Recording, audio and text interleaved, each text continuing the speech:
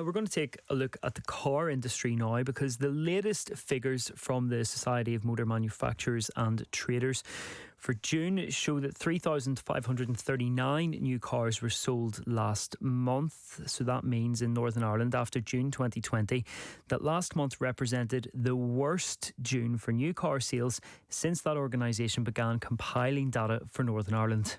A similar story in the rest of the UK, with last month the worst June for sales since 1996. Ongoing shortages of key components and pandemic restrictions in China are slowing down new vehicle production.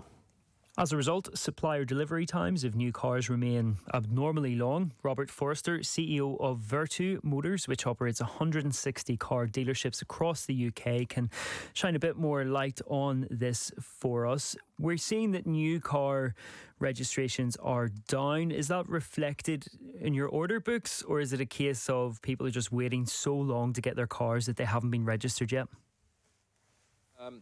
Hi, we've got record order banks, and I think the rest of the industry's got record order banks. So people are waiting much longer than normal in terms of getting their new cars delivered. And this is about production difficulties. You mentioned about lockdown difficulties, China lockdown.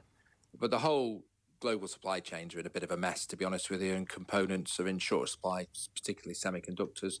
And then overlaying that, we had Ukraine as well.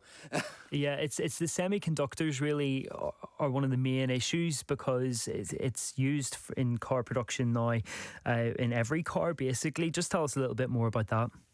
Yeah, well, semiconductors is probably one of the biggest factors, but not the only factor. The Ukraine war actually created another load of issues. But modern cars, with autonomous driving capability, connected vehicles, and are now connected, to contact centres automatically. They're measuring everything. Electric vehicles have significantly more semiconductors in than petrol or diesel cars. So the number of semiconductors in a car is going up, and there's been a massive shortage globally of all semiconductors. So they've really had to constrain supply.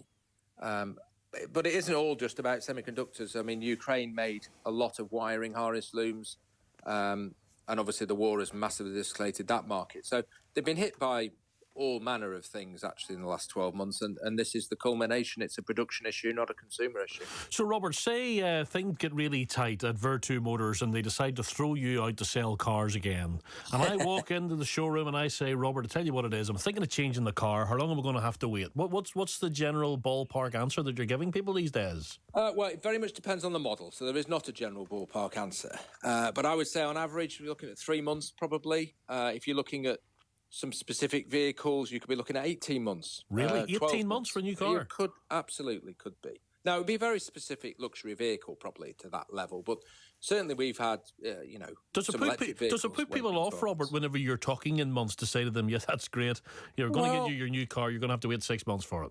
You would think so, wouldn't you? But really, we got record order banks, so people are placing the orders and leaving us with a deposit. Yeah, and so I don't think it has much of an impact. And the cars are so good these days, in terms of the brand new electric vehicles with large range. You've got fantastic technology and information systems. I mean, Robert, you're not really having to sell me a car, Robert. Honestly, you don't have to tell me all these things.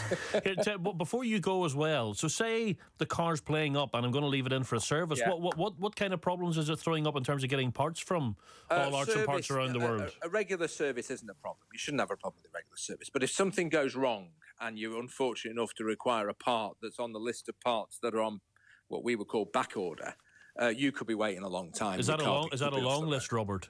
It's a fairly long list. I've been in the industry 22 years and I've never seen parts delays like we've seen in the last 6 months. Right. So that's more good news. Well, Robert, at least you've left us with a positive note there, eh?